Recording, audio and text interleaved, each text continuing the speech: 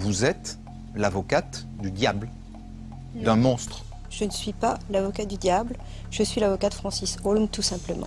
Pourquoi par 3 fois a-t-elle étouffé les bébés? Pourquoi a-t-elle brûlé le premier dans la cheminée de son salon et placé les 2 suivants pendant des années dans le congélateur familial? Faites entrer l'accusé, c'est l'émission qui nous a fait revivre 50 ans de kidnapping, de viol, de meurtre et surtout d'enquête. Pendant des années, tous les dimanches, plus d'1 million de téléspectateurs se sont réunis pour se divertir avec des meurtres. J'en ai fait partie, et peut-être que vous aussi. Jusqu'en 2018, ce programme a été animé par Christophe Ondelat, avec un ton très dramatique, très théâtral, bien flippant, le genre à donner envie de regarder en dessous de son lit avant de dormir. Et dans son regard, au moment du verdict, ses victimes ont vu qu'il allait recommencer. À l'époque, il y avait des programmes de fiction dans la même veine, comme New York Unité Spéciale, où l'inspecteur Benson et l'inspecteur Stabler partaient à la chasse aux délinquants sexuels. Il y avait aussi Esprit criminel, où on avait toute une équipe de profilers qui décortiquaient la psychologie des tueurs les plus cruels des États-Unis. Il le surnomme l'étrangleur de Seattle, 4 victimes en 4 mois. Il les maintient en vie pendant 7 jours. Plus c'était sordide, plus ça marchait. J'ai regardé ces feuilletons pendant des années avant d'aller me coucher, et récemment je suis tombée sur une vidéo qui m'a pas mal retournée. If your idea of relaxing before you go to sleep is watching 3 episodes of Law & Order, I would encourage you to think about, why is trauma relaxing to me? Oh. That's what it is. I mean, it's harm, crime, violation, attacks, and that's what is going to soothe me into my bedtime. Qu'est-ce qui nous retient pendant 1 heure à regarder un programme ou à écouter un podcast qui parle de crimes atroces qui se sont parfois réellement produits? Est-ce que c'est normal de se divertir avec des meurtres? Et si oui, qu'est-ce que ça dit de nous en tant que société? Je m'appelle Émilie, je suis podcasteuse professionnelle et sur cette chaîne, je parle de podcast et de storytelling. Comment on raconte une histoire qui fascine les gens. Si c'est un concept qui peut vous plaire, je vous encourage fortement à télécharger mon guide du podcast gratuit. Il est dans la description, vous y trouverez toutes les informations pour démarrer votre podcast, mais surtout raconter des histoires qui tiennent la route.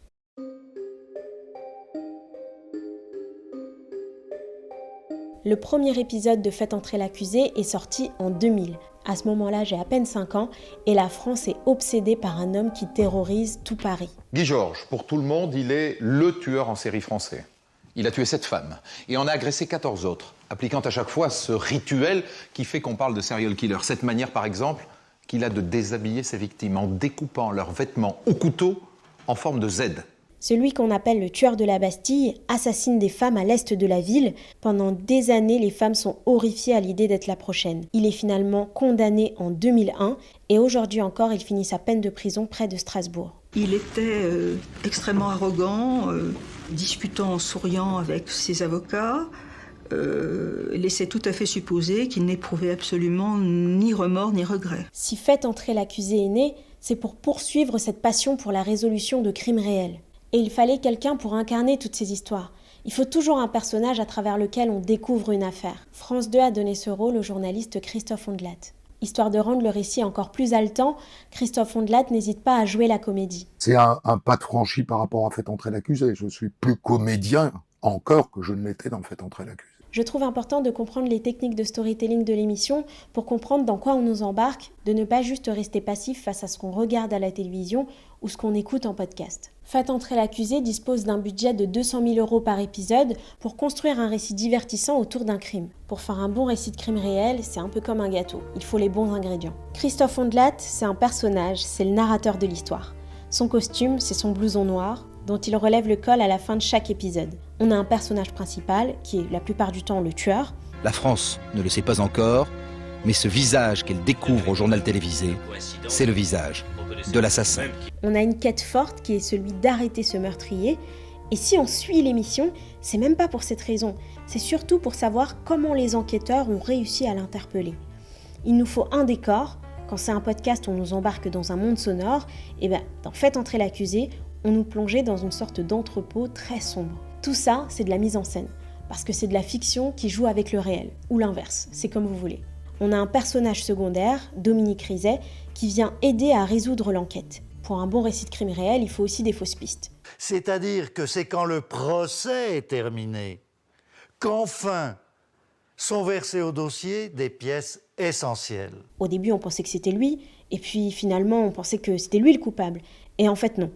Et enfin, au moment où on avait perdu espoir, on a découvert 7 indices qui nous a permis de résoudre l'affaire. Je caricature, mais en gros c'est ça. Il faut surtout pas oublier la musique qui est emblématique de l'émission. Si je vous joue cette musique, vous allez forcément l'associer à l'émission Faites entrer l'accusé.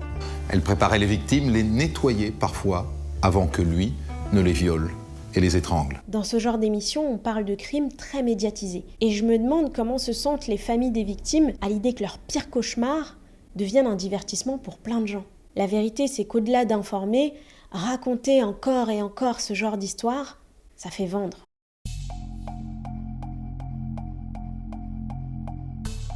Si vous ne connaissez pas cette histoire et que vous vivez dans une grotte, parce que c'est clairement le mystère français du XXIe siècle. Une disparition inquiétante à Nantes. Depuis le début du mois d'avril, on est sans nouvelles d'un couple et de ses 4 enfants. Et ce matin, des restes de corps humains ont été découverts au domicile de cette famille. D'après le procureur, l'enquête se dirigerait vers un assassinat. L'unique suspect dans cette affaire est le père, Xavier Dupont de Ligonnès. Le soir même des meurtres, il laissait un message téléphonique à sa sœur sur un ton très naturel, très décontracté. En 2019, le journal Le Parisien annonce que la police écossaise vient de retrouver un homme et qu'il s'agit sans aucun doute de Xavier Dupont de Ligonnès. Ayons la patience d'attendre quelques heures, que l'ADN vienne confirmer qu'il s'agit bien de Xavier Dupont de Ligonnès. C'est le scoop du siècle. Sauf que c'était faux. La police écossaise a fait une énorme erreur, mais j'imagine que le Parisien a écoulé beaucoup d'exemplaires. Quelques mois plus tard, le magazine Society sort une série exceptionnelle autour de l'affaire Xavier Dupont de Ligonnès et vend plus de 400 000 exemplaires. C'était quasiment impossible d'en trouver en rayon puisque tout était en rupture de stock. Il faut que vous compreniez que ces dernières années, la presse écrite vit une grave crise et que le crime réel, c'est ce qui maintient en vie certains médias. Le 19e siècle, c'est vraiment le siècle qui invente le fait divers, qui devient une véritable stratégie éditoriale pour essayer de capter le lectorat. D'ailleurs, en préparant cette vidéo, je me suis souvenu d'un de mes stages dans un journal local. L'un des journalistes de la rédaction m'avait dit « Quand on met un crime à la une, on vend beaucoup plus. C'est comme ça. Les gens adorent les faits divers. » Les récits de crimes réels, c'est une tradition dans la presse écrite française depuis 1928 avec la naissance du magazine de faits divers, Le Nouveau Détective. On y trouvait tous les détails sordides du dernier crime populaire, ce qu'on associerait aujourd'hui à du trauma porn, c'est-à-dire la représentation exagérée de la violence gratuite. Vous savez, quand on regarde un documentaire Netflix de crimes réels ou un podcast True Crimes, on a le droit à tous les détails bien sordides sur l'affaire avant d'aller faire de beaux rêves. Elle, son corps a été découpé, démembré. Et ben ça, c'est du trauma porn. Chez beaucoup de gens, il y a une fascination, et je suis obligée de m'inclure dedans, pour la psychologie des tueurs. Pendant mes recherches, je suis tombée sur la chaîne YouTube GCS Criminal Psychology. On peut y regarder des interrogatoires de tueurs et de tueuses. Elle cumule 5 millions d'abonnés avec seulement 20 vidéos. Et cette fascination, je pense qu'elle participe à la volonté de certaines personnes à vouloir devenir célèbres, à inscrire leur nom dans l'histoire, avec du sens s'il le faut. Je ne sais pas si vous l'avez remarqué, mais on dépeint souvent ces tueurs comme des génies, comme si c'était des artistes finalement. Quoi qu'il en soit, Fourniret et Olivier forment le plus incroyable couple de tueurs en série de l'histoire criminelle. Et non, on ne va pas parler des femmes qui tombent amoureuses de tueurs en série comme Guy Georges ou Ted Bundy parce que j'en ai pas la force. Mais cette fascination pour la psyché des tueurs, elle se répercute dans les séries les plus populaires comme Dexter, je ne sais pas si vous vous en souvenez. Mission accomplie. Comme prévu, les instruments jetés dans l'océan ont été retrouvés. Ou plus récemment avec la série You sur Netflix. Est-ce que tu me suis ? Je vois clair dans ton jeu. Je ne la laisserai pas se mettre en travers de nous. Il y a un côté malsain chez le public, chez nous, dans notre passion pour la psychologie des tueurs, sans s'intéresser aux problèmes structurels de cette violence et de notre passion pour le crime. Au fil de mes recherches, j'ai compris pourquoi les émissions comme Faites entrer l'accusé nous obsédaient autant. Mais pour ça, il faut que je vous parle d'une femme très peu connue en France, hormis dans les milieux du podcast, et qui a révolutionné le monde des médias. En 2015, elle faisait partie des 100 personnes les plus influentes au monde selon le magazine Time. Son nom est Sarah Koenig et elle est devenue célèbre grâce à un crime. Sarah Koenig a eu une idée qui l'a fait passer du statut d'inconnu à celui de superstar. Elle a rouvert une affaire vieille de 15 ans pour en faire un podcast qui s'appelle Serial. C'est l'histoire d'Adnan Syed, retenez bien son nom. Il est en prison depuis presque 20 ans pour avoir tué sa petite amie. A priori, on pourrait se demander ce que son podcast a de particulier. En plus, l'affaire est déjà classée. Mais Sarah Koenig va faire quelque chose de déterminant pour cette affaire. Dès les premières minutes de son podcast, elle va poser la même question à une dizaine de jeunes. Que faisiez-vous il y a 2 semaines ? Quasiment personne n'était capable de répondre à cette question. Et de toute façon, c'est une question anodine. Mais elle a une autre saveur quand on sait qu'Adnan Syed n'avait aucun souvenir de ce qu'il faisait le jour du meurtre de sa petite amie. 2 semaines avant son arrestation. En 1 minute, Sarah Koenig a installé le doute dans votre esprit. Et ça, c'est l'ingrédient clé du podcast Serial, mais aussi de n'importe quel récit de crime réel. Le doute. Plus généralement, une bonne histoire est toujours construite autour d'un mystère. Le public reste tant qu'il n'a pas eu toutes les réponses à ses questions. Dès sa sortie, le podcast Serial devient un phénomène aux États-Unis, bien sûr, en Inde, en Australie, au Canada, bref, aux 4 coins de la planète. I love podcasts. Which ones are you listening to? I really like this one called Serial. Avec 5 millions de téléchargements, Serial devient en quelques mois le podcast le plus écouté de l'histoire. Ce qui est fou, c'est que grâce au podcast de Sarah Koenig, l'enquête a été rouverte et Adnan Syed a été innocenté. En 2014, un podcast intitulé Serial, écouté par des millions d'internautes, supposait après des mois d'enquête minutieuse que cet homme n'était peut-être pas le vrai coupable au vu des nombreuses zones d'ombre dans ce dossier. Mais il y a quand même un truc étrange dans cette histoire. Sarah Koenig, elle n'a pas juste créé un podcast, elle a fabriqué une sorte de Cluedo géant avec des millions de personnes qui a totalement échappé à son contrôle. Pendant la hype autour du podcast Serial, il se passait quelque chose de très intéressant sur le réseau social Reddit. Les auditeurs et auditrices se glissaient dans la peau des enquêteurs. Il y avait le camp de ceux qui pensaient qu'Adnan Syed était coupable et qu'il méritait sa place en prison, et ceux qui croyaient en son innocence et qui trouvaient de l'espoir dans l'enquête de Sarah Koenig. À l'époque, certains médias américains comme The Atlantic sont mal à l'aise avec le phénomène des fans autour du podcast. Est-ce normal de se laisser ainsi captiver ? Une personne a été assassinée dans la vraie vie. C'est une question légitime puisque le podcast Serial est devenu un divertissement sur la base d'un meurtre. Mais c'est important de dire que Sarah Koenig ne l'a pas fait pour s'amuser. Elle l'a fait parce qu'elle avait été approchée par la mère d'Adnan Syed, qui lui avait demandé d'enquêter sur cette affaire. Le problème, c'est pas ce podcast. C'est toute l'histoire du genre qu'il y a derrière. Parce que le podcast Serial s'inscrit dans une catégorie bien spécifique, qu'on appelle le podcast True Crimes. Heureusement, c'est pas encore le cas en France, mais aux États-Unis, les podcasts True Crime sont des phénomènes de foire. À tel point que Disney+ en a fait une série avec au casting la chanteuse Selena Gomez. C'est l'histoire d'un trio de voisins qui enquête sur le meurtre d'un habitant de l'immeuble. Ça s'appelle Only Murder in the Building et on s'y moque pas mal des fans de True Crimes. On devrait faire notre propre podcast.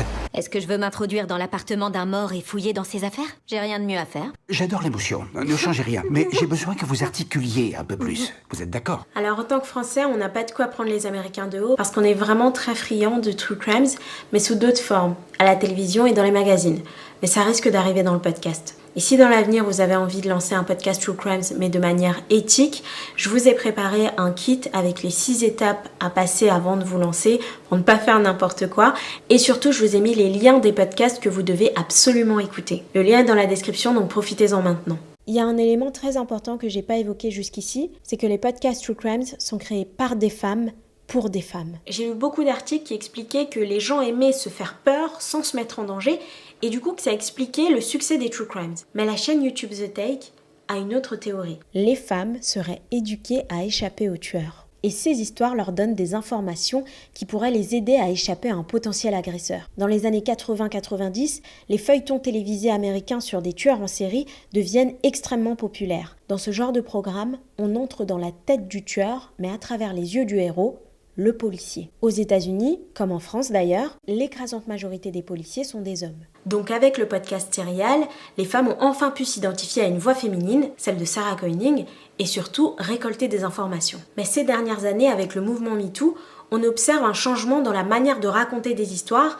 avec des récits qui mettent les victimes et les survivantes au centre de l'histoire. Et ça, c'est une première dans l'histoire des médias et du divertissement. I was 17, I was a child. He took away my innocence.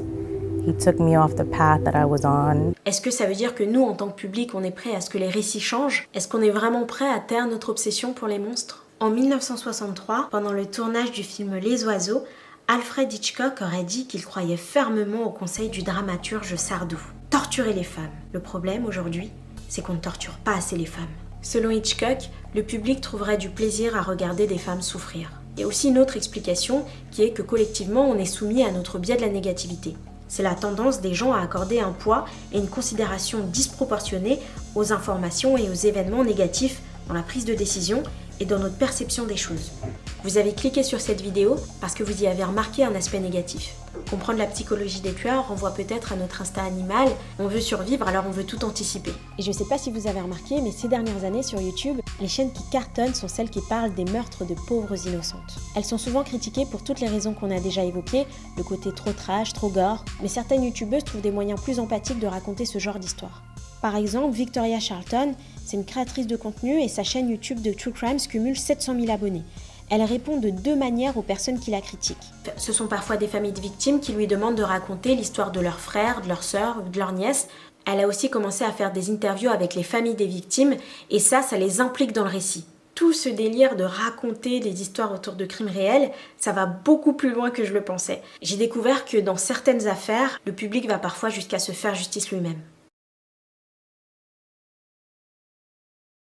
Sur Netflix, il y a un documentaire que je connaissais pas du tout qui s'appelle Don't Fuck with Cats, un tueur trop viral. Oui, le titre est nul, mais c'est pas le sujet. C'est l'histoire d'un mec qui se filme en train de torturer des chats et qui poste les vidéos sur Facebook. He needs to be stopped immediately. So we started looking. He could have been anywhere on the planet. There's a lot of information in the video. Everything pointed to North America. But then You hear some voices. he was Russian. Oh, maybe he's located in Russia. Sa popularité ne fait qu'augmenter et il finit par poster une vidéo de lui en train de tuer quelqu'un. Mais c'est intéressant d'observer comment un public peut devenir acteur de l'histoire. C'est impossible pour moi de le vérifier, mais je me demande si toutes ces personnes ont été influencées par ces récits de True Crimes où des enquêteurs partent à la chasse aux meurtriers. Les récits de True Crimes posent énormément de questions en termes de limites entre les institutions judiciaires et les citoyens lambda. Est-ce que c'est notre rôle d'enquêter ? Est-ce qu'on ferait pas plus de mal que de bien dans ces histoires ? Dans le cadre de mes recherches pour cette vidéo, je suis tombée sur une émission que je connaissais pas du tout. Elle date de 1993 et a été détestée par les magistrats. Ça s'appelait Témoin numéro 1. Nous nous retrouvons en direct sur l'antenne de TF1 dans l'espoir de recueillir de nouveaux témoignages qui pourraient relancer des enquêtes actuellement dans l'impasse. Le concept de l'émission était assez surprenant. Des gens comme vous et moi pouvaient aider des services d'enquête, police et gendarmerie, à retrouver des auteurs de meurtres non élucidés. L'animateur lançait des appels à témoins en direct. Alors vous voyez le numéro s'afficher donc à l'écran. Si vous appelez de France le 19 32 puis le 41 32 50 50. C'était une télé-réalité finalement. C'est un concept qui était détesté par beaucoup de personnes et c'est sûrement la raison pour laquelle ce programme n'a duré que 3 saisons. Que l'auteur de cette mauvaise plaisanterie au moins se fasse connaître pour dire que c'était une mauvaise plaisanterie. Sauf qu'en 1995, le présentateur de l'émission Perdu de vue, qui a à peu près le même concept, reçoit une lettre d'un téléspectateur. Et ce courrier va permettre de résoudre l'une des affaires les plus importantes de cette décennie. Parce que 15 ans plus tôt, 7 jeunes filles handicapées ont été enlevées puis assassinées par un chauffeur de car nommé Émile Louis.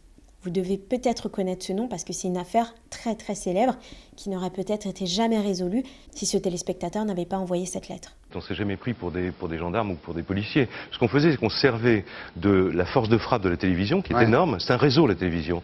Donc pour faire naître des témoignages, pour faire avancer l'affaire. Mais ensuite, il y a bien un moment où la télévision doit s'arrêter. 5 ans plus tard, Faites entrer l'accusé apparaît sur nos écrans. Mais après toutes ces années à regarder cette émission, je me demande si on n'a pas juste perdu notre temps. On pourrait profiter des émissions comme Faites entrer l'accusé et de tous les autres podcasts True Crimes pour faire de l'éducation populaire. Comprendre le rôle d'un procureur, celui d'un policier, ce qu'il a le droit de faire et de ne pas faire, nos droits pendant une garde à vue, toutes ces choses qui nous concernent directement et qui ne relèvent pas du divertissement. Mais est-ce que ça nous aurait vraiment intéressé ? Plus que le sang ? Pas sûr. N'oubliez pas de vous abonner et d'aller regarder ce qui se passe dans la description parce que je vous ai préparé plein de bonus qui vont vous aider à faire des bons podcasts True Crimes, à raconter des histoires qui comptent, qui vous semblent importantes, sans virer vers l'indécence.